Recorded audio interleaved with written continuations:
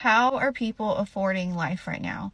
How are people tackling this cost of living on the average American salary? I just watched a TikTok of a teacher who makes a teacher's salary. I don't know what state she's in, so I don't know how much she makes, but her one bedroom apartment is $2,000. And when she spends $2,000 on that one bedroom apartment, it doesn't even come with a washer and dryer. So she has to go pay an additional $2 every time she wants to use their washer and dryer. Okay, like, how does that leave her any extra money to spend? And then she said she had a $400 car payment, which some people were bashing her on that. But in today's economy with interest rates, that's really not that bad. And I'm sure she needs a dependable car. So you talk about teacher's salary, $2,000 in rent, $400 car payment. You got insurance, you got groceries, electricity. Like, I don't understand how people are affording life right now, and it really makes me sad for some people. You have people who are like her. She's single, she has her own salary, or families where it just works out best for them for the mother to stay home. And if the father is just making an average American salary, how are they affording life without going in a bunch of debt? This lady who's a teacher started crying because she said she realizes on her salary and where she lives, she will actually end up in more debt. Then, like, she will just continue to accrue more debt and more debt and more debt because her salary is not matching the cost of living. And what's sad is I've seen people be like, just spend less. Listen, guys, the cost of living is rising and our salaries are stagnant, okay? So there's not just spend less. That's not the problem here. The problem is the cost of living is outrageous, and minimum wage in some states is still $7.25. Teachers in some states are still paid a ridiculously low salary, even though their job is super important. I don't know what we can do about this, but I'm just going on a rant because it really, really pisses me off. Well, I think I agree with her. How are people really surviving now? How are you guys surviving? Okay, paying for all of these bills, paying your rent. Imagine paying $2,000 and now you're paying for your car. You're also paying insurance. You're paying for just like different things at the same time. How do you manage to save money? How do you manage to do other things? How do you manage to save for vacation? How do you even have savings?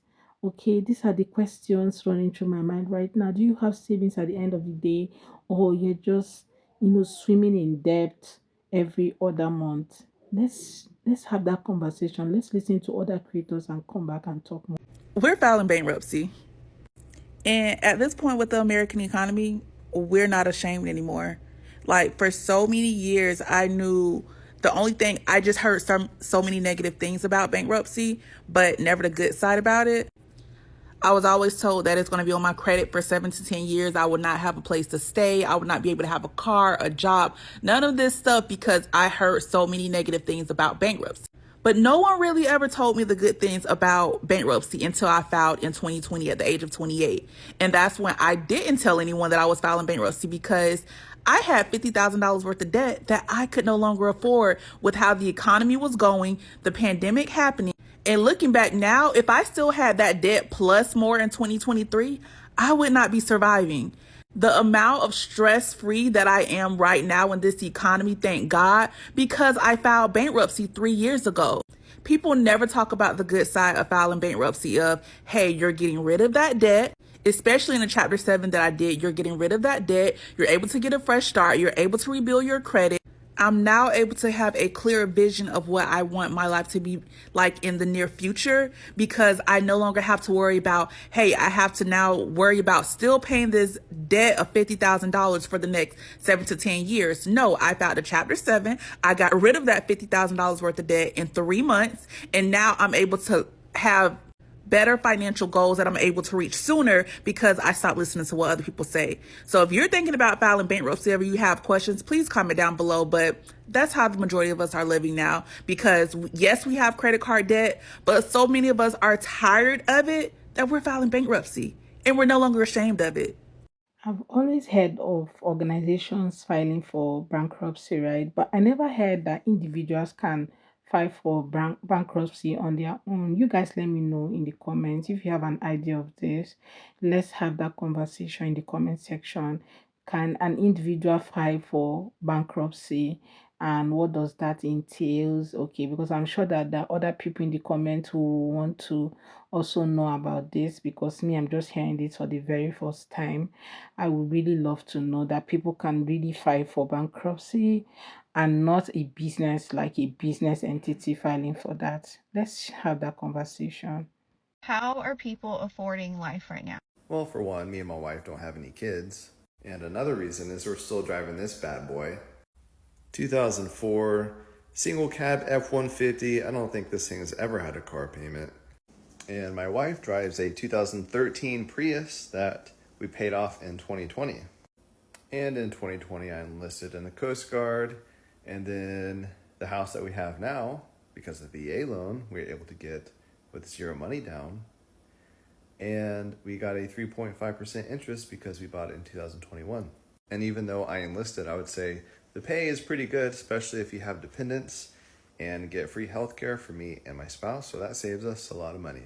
My wife was a teacher for 7 years, and before the Coast Guard, I had never made more than $30,000 a year. We make a budget every month, and we don't have credit cards. But I'd say the biggest factor is not having any kids. This is the point where people say, "Oh, thank God I don't have kids." Because if this man had kids, I don't think that salary will be able to cover up all of these things that, you know, they needed, right? That car wouldn't have been enough. It wouldn't have been take care of, let's say maybe they have two kids. That car, they would have changed that car, you know, and every other thing that he said in that video. I think like he said, the big difference there is the fact that they don't have kids, because if they had kids, it would have been another different story altogether. I don't think they'll be talking about budgeting. Why budgeting is okay, but there's just a point where when you have kids, you have budgeted for the whole month, something will just happen and you need to spend more money. Okay, with children, you just can't predict and say, oh, this is what will happen, this is how much I'm going to spend. Even though that will be there, you definitely spend more. How are people affording life? I don't know about everybody else, but I've just accepted that I'm going to live in a reasonable amount of debt forever. Like my student loans, our student loans, his student loans will never be paid off. And we'll use credit cards to go on vacations and pay them off as we can. Now, we won't be going on vacation every single year. Absolutely not. But like, we just, you know what? This is just how it is. It's not our fault. We're doing the best we can. He's got a full-time job. I've got a part-time job. I make money on the side doing this here, and that's good enough. I'm just gonna find contentment in that. And we got to a point where we're just living like just above paycheck to paycheck, just most of the time, and that's just good enough. We're gonna have to find happiness in that, and I'm okay with that. I'm okay with that. Don't tell me that people who are okay with being in debt for the rest of their life, like they will owe money for the rest of their life. This is really funny. And she's saying that she's okay with that, and she has made up her mind that she's going to owe debt till she dies. And that's like, oh my God. Okay. I've never heard someone say such. Okay. So I'm quite surprised with what she has said about being okay in a debt. And yeah, that's funny. How are people affording life right now?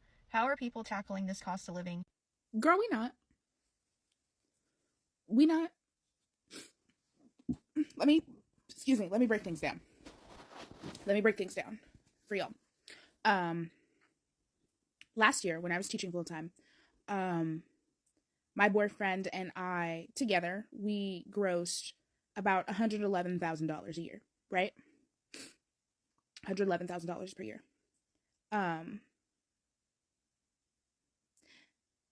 No, my income as a teacher was not even responsible for half of that.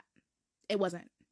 Just so y'all know, just some more information on how teachers are doing out here, okay? For how teachers are doing out here. My income wasn't even responsible for half of that $111,000. And that was before taxes, okay? That was before taxes decided to fuck us up the ass with no lube, okay?